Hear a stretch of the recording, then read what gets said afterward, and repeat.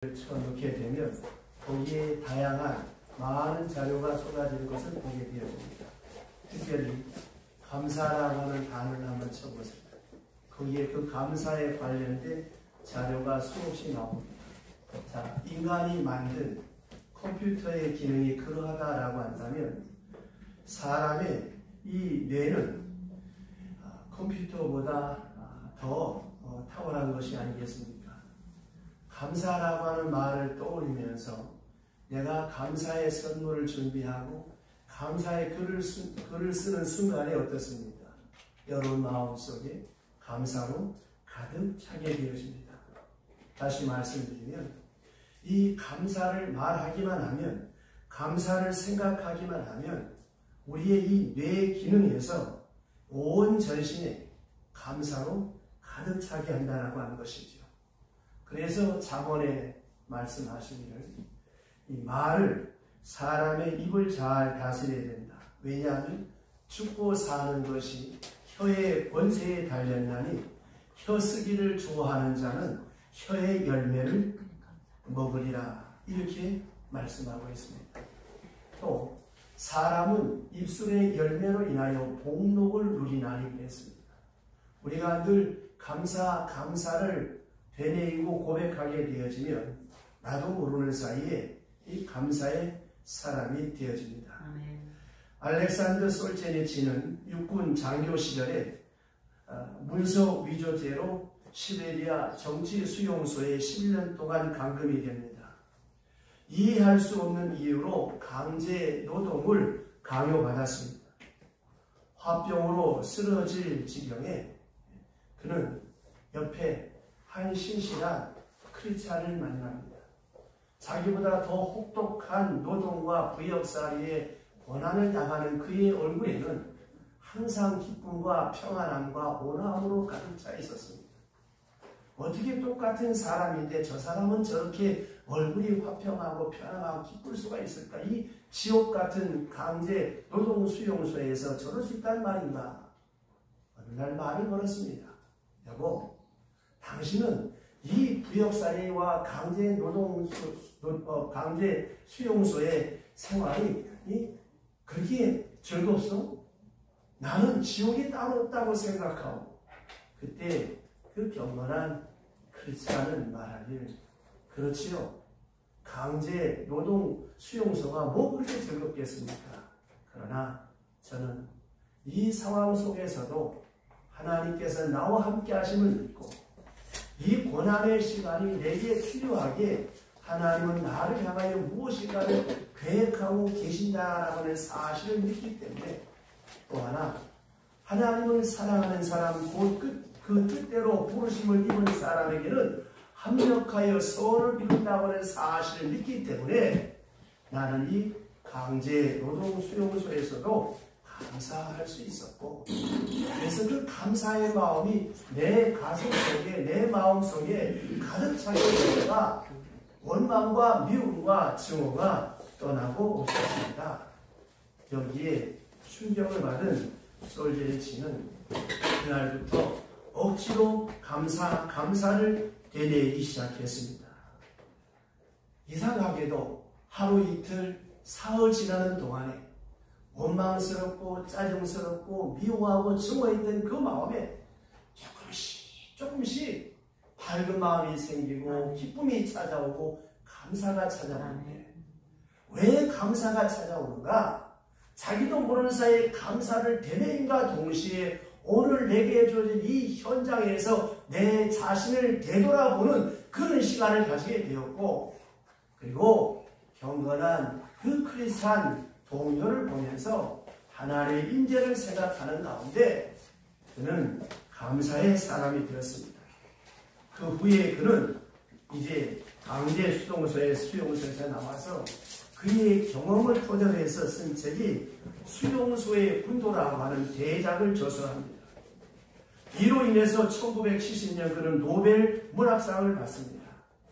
노벨 문학상 수상식에서 솔제니치의 첫 마디가 무엇인지 아십니까?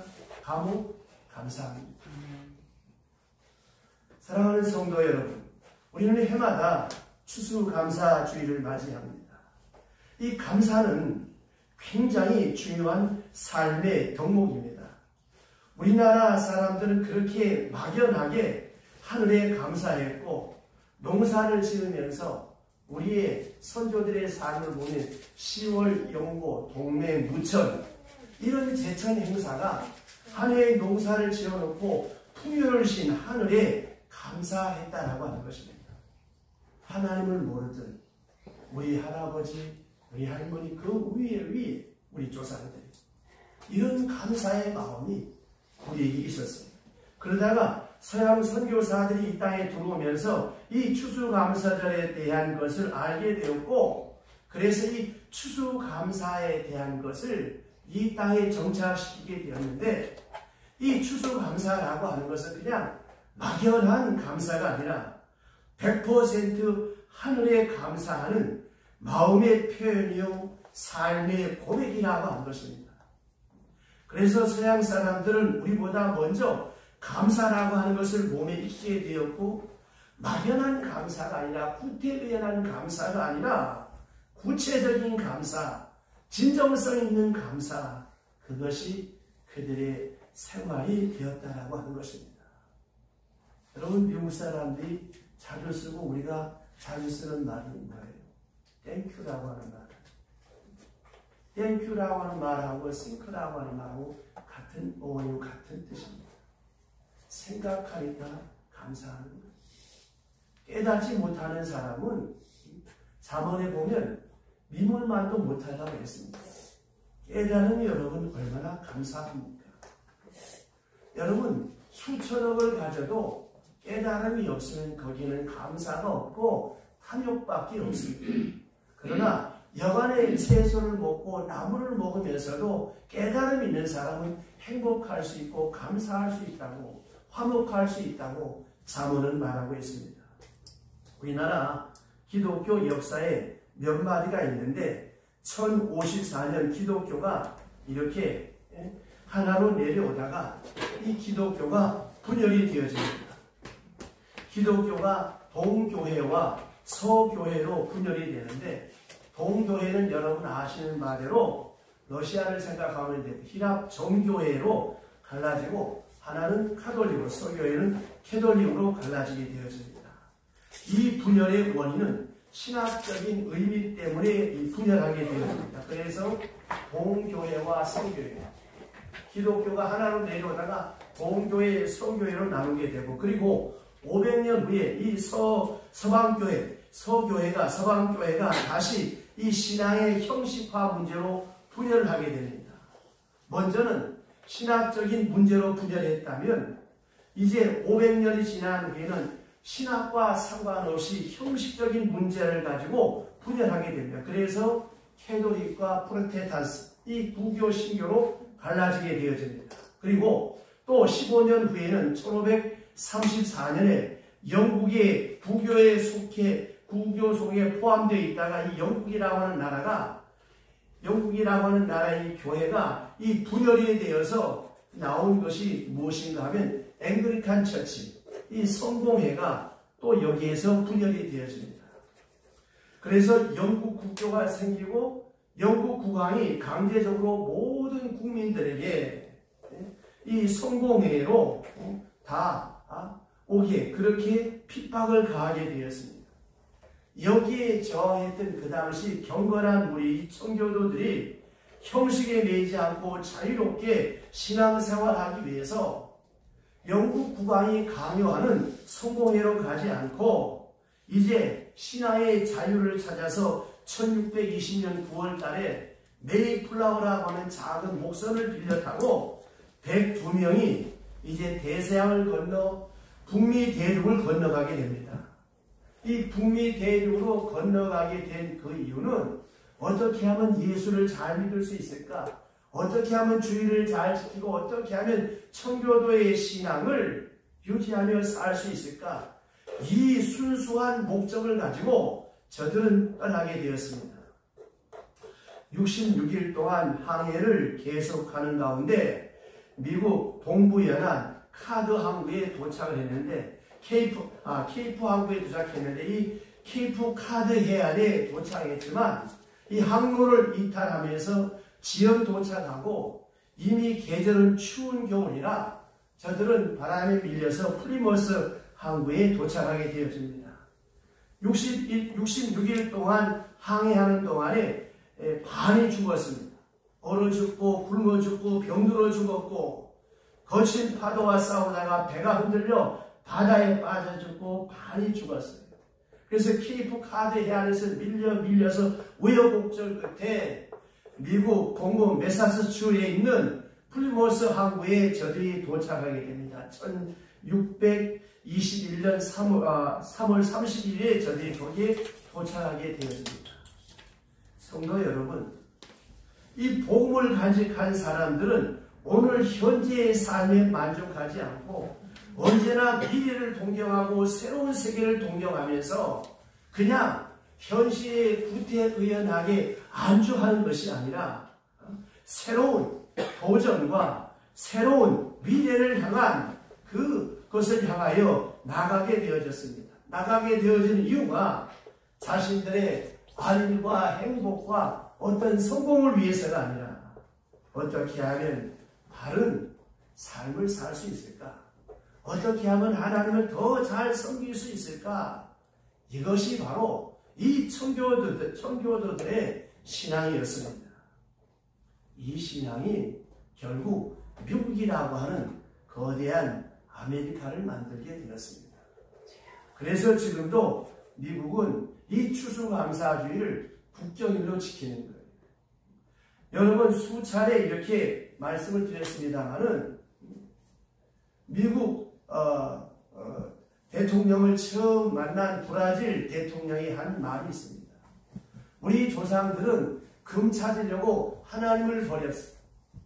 하나님 버리고 금 찾으러 갔다가 거지 나라가 되었지만 당신들의 조상은 잘 살던 정든 고향 땅과 안정된 삶을 뒤로하고 그 고난의 행진을 통해서 어떻게 하면 하나님을 잘 섬길 수 있을까? 하나님을 찾아 나왔기에 당신들의 나라는 이렇게 복을 받았다고. 이거는 브라질 대통령이 미국 대통령을 만나면서 고백한 신앙 고백입니다. 오늘도 마찬가지입니다, 여러분. 너희는 먼저 그의 나라와 그의 의를 구하라. 그리하면 이 모든 것을 너희에게 더하시리라. 저는 새롭게 개업을 하거나 사업을 시작하는 그 사업자에 가서 제가 꼭 하는 설교가 있습니다. 제가 춘천에 있을 때 그 막국수 집을 하는 한 집사님이 계셨어요. 하루에 막국수 한 그릇 두 그릇 도저히 살 수가 없는, 새벽마다 하나님 앞에 나와서 그분이 하는 건 우는 것밖에 없어요. 하나님 살려주세요. 살려주세요.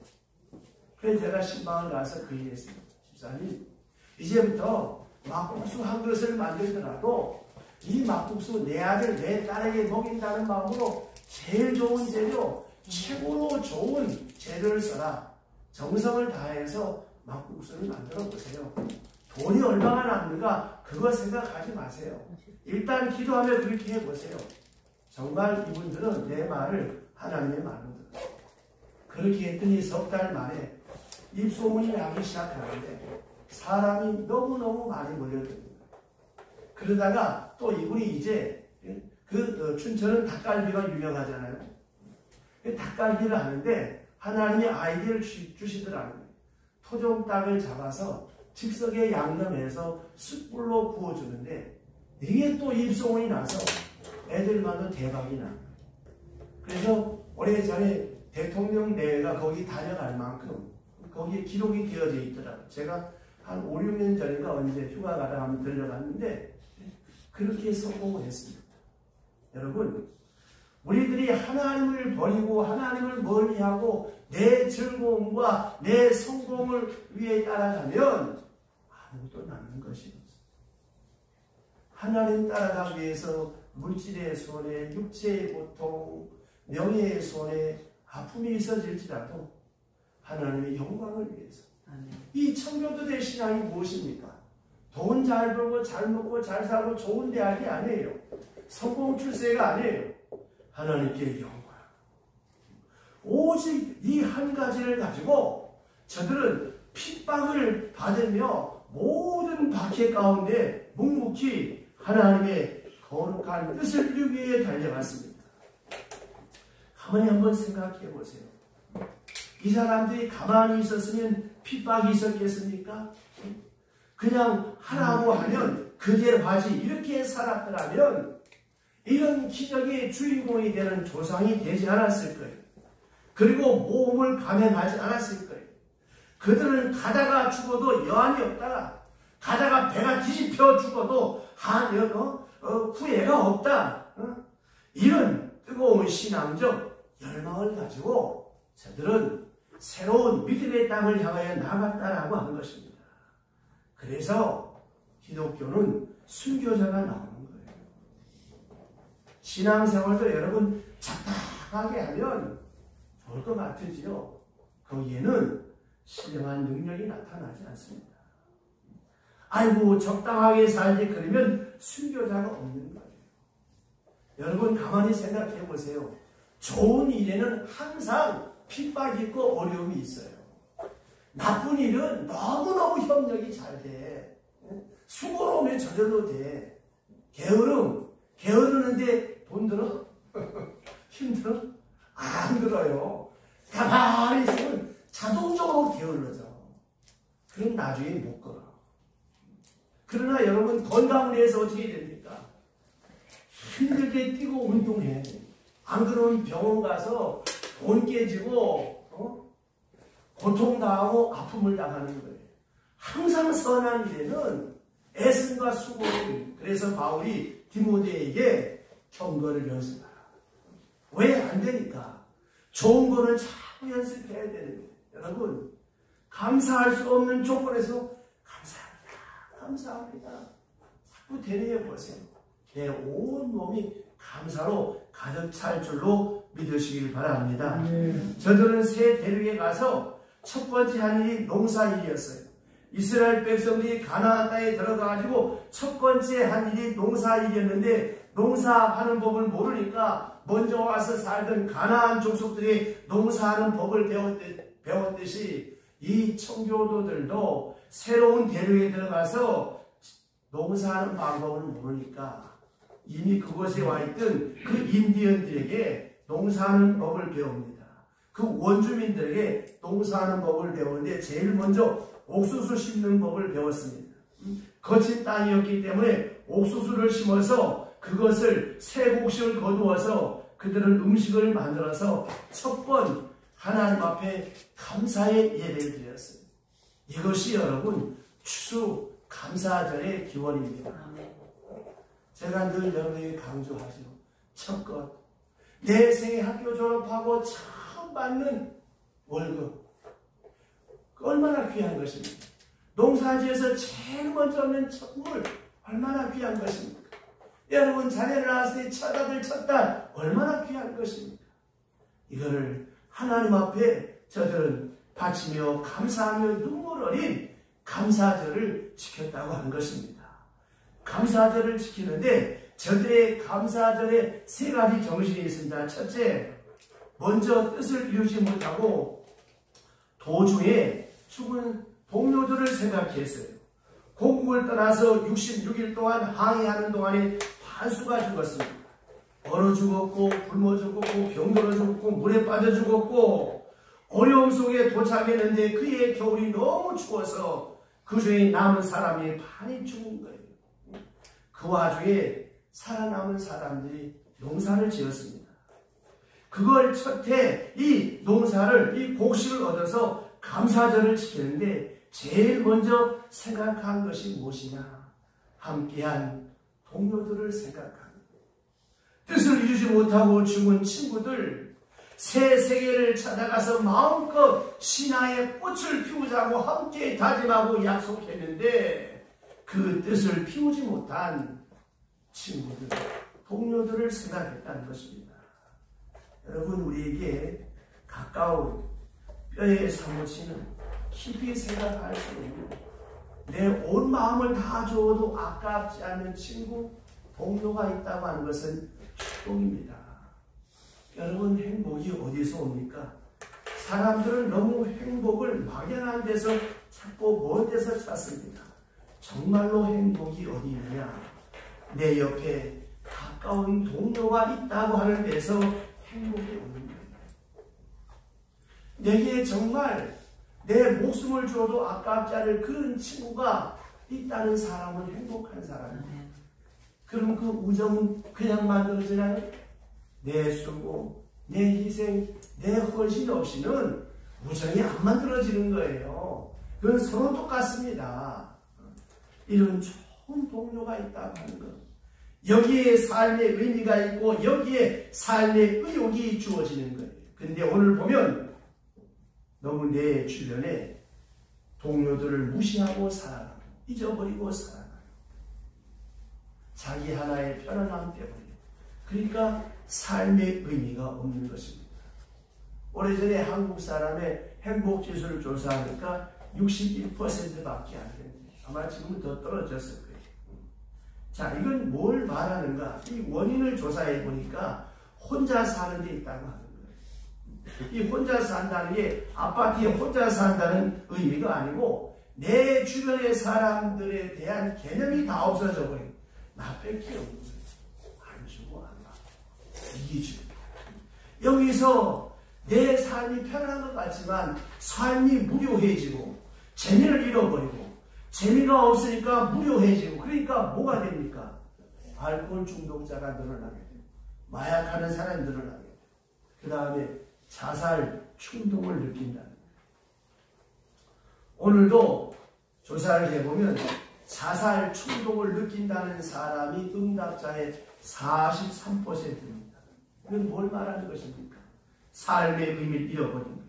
그리고 이 42.3%가 그로 인해서 외로움을 느끼고 고독함을 느끼고 35.9%가 가정 불화를 겪고 있다고 하는 거예요. 그러니까 동료가 없고 친구가 없는 거예요.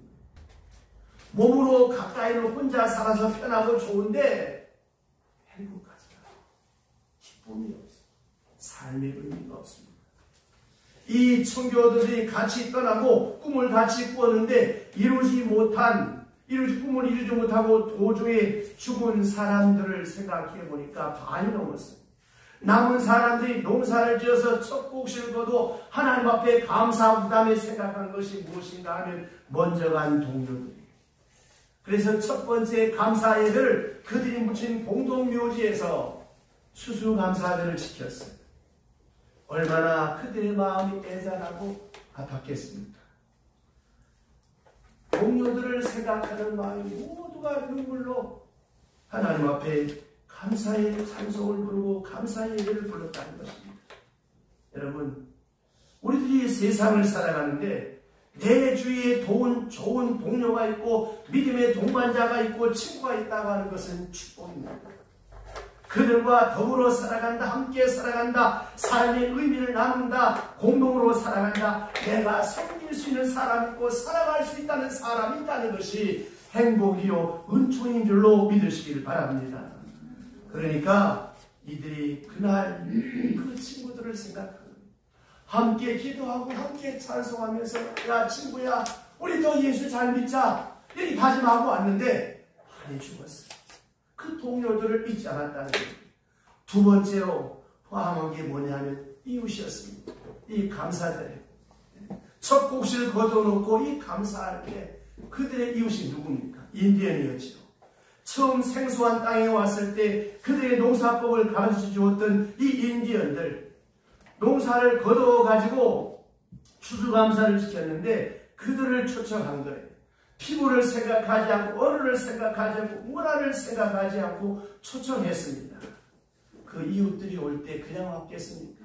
그 인디언들이 그때 칠면조를 잡아서 가지고 왔어요. 그래서 이 추수감사주일에 칠면조를 잡는 전통이 생겨지게 된 것입니다. 그리고 그렇게 축제를 벌이며 이웃과 더불어 함께 축제의 시간을 가졌습니다. 저는 유년기를 시골에서 보냈기 때문에 옛날 그 시골의 삶이 얼마나 행복했는가 지금 생각해보면 참 너무나 그립고 아쉽습니다. 옛날엔 보세요. 집에서 잔치를 하면 음식을 만들잖아요. 혼자 먹지 않았어요. 그 음식을 온 이웃에게 다 나누었습니다. 농사를 져도 혼자 짓지 않았어요. 모심기 할 때 동네 사람을 전부가 모여서 이 집 저 집 함께 힘을 모아서 모를 심고 농사를 같이 해서 이걸 두레라고 하잖아요. 두레. 이 집단 정신, 동료 정신. 농사를 혼자 짓는 게 아니잖아요. 더불어 같이 지었습니다. 참 그 시절이 더없이 그리웠고 참 아쉬운 것이 많습니다.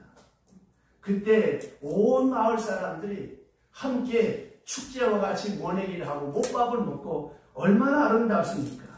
거기에 즐거움이 있고 이웃이 있고 이웃이 정말로 좋은 친구였고 친척이었어요.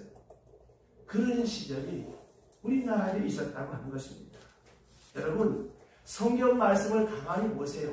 전부 다 무엇입니까? 이웃에 대한 가르침이다. 십계명도 보세요. 다 무엇입니까? 이웃에 대한 계명. 산상수훈도 이웃을 섬기라고 하는 계명. 내 이웃이 줄이거든 먹여라, 입혀라, 주라. 너도 이같이 하라. 전부 뭐예요? 내가 아닌 이타적인 삶, 이웃에 대한 개념입니다. 제자에도 마찬가지입니다. 제자가 뭘 말하는 것입니까? 이웃을 내가 예수의 사람을 어떻게 섬길 것인가? 직장에서도 내가 내 주변 동료들을 어떻게 섬길 것인가? 이것이 제자도요, 성숙한 예수의 제자의 삶을 말하는 것입니다. 성숙한 예수의 제자의 삶이 무엇입니까?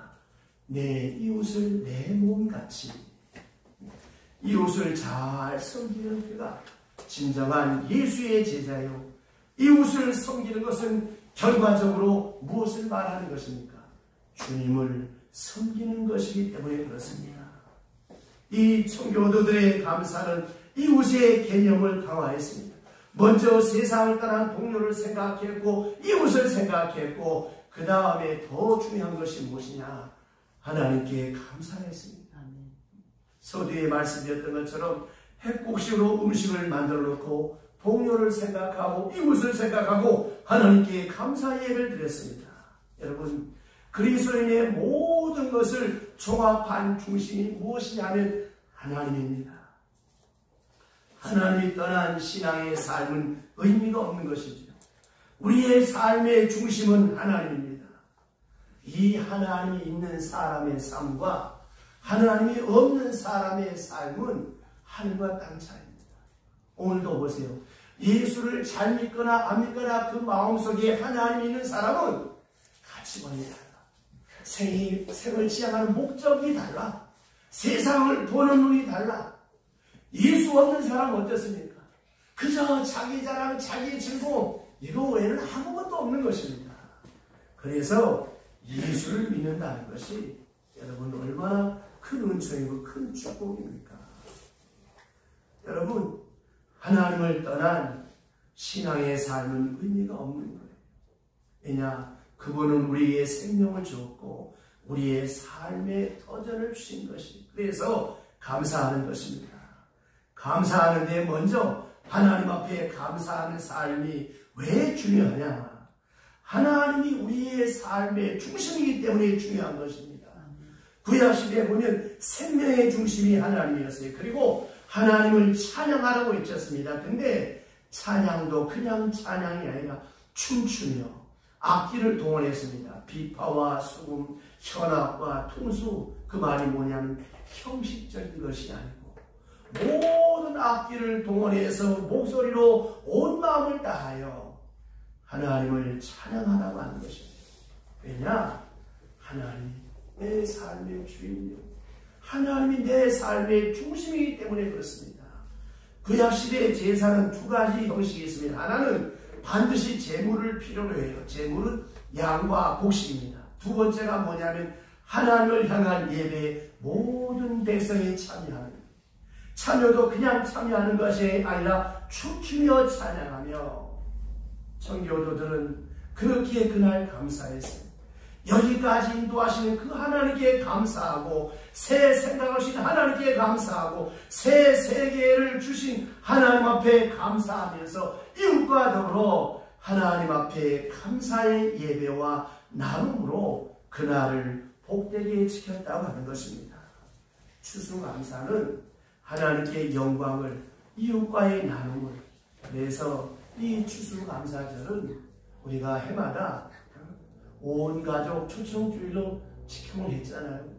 코로나 때문에 우리가 강화하지 못했지만 새해부터는 우리가 다시 한번 우리의 믿음을 새롭게 정비해서 이날 저 옛날 청교도들이 인디아를 초청했던 것처럼 교회 안 나오던 사람들 초청해서 함께 나누는 거 얼마나 여러분 아름답고 귀한 것이겠습니까? 어느 아들이 있었는데 그 아들은 아버지가 일찍 돌아가시고 어머니 홀로 이렇게 남게 되었습니다.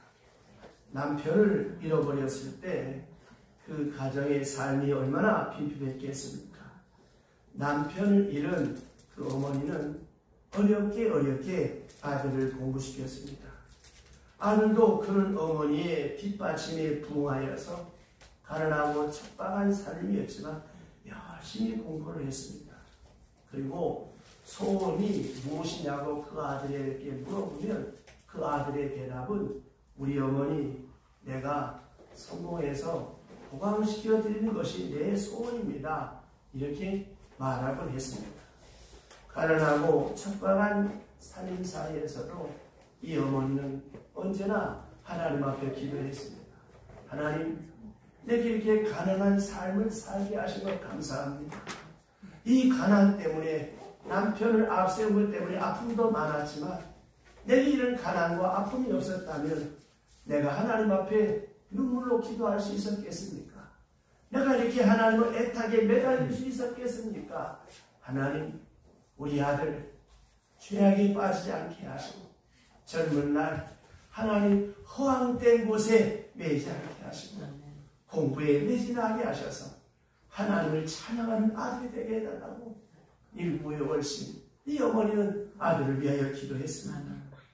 기도하며 그를 뒷바라지 않은 가운데 이 아들이 그 당시 명문인 프린스 대학에 합격을 하게 되고 그리고 수석 졸업을 하게 되었습니다.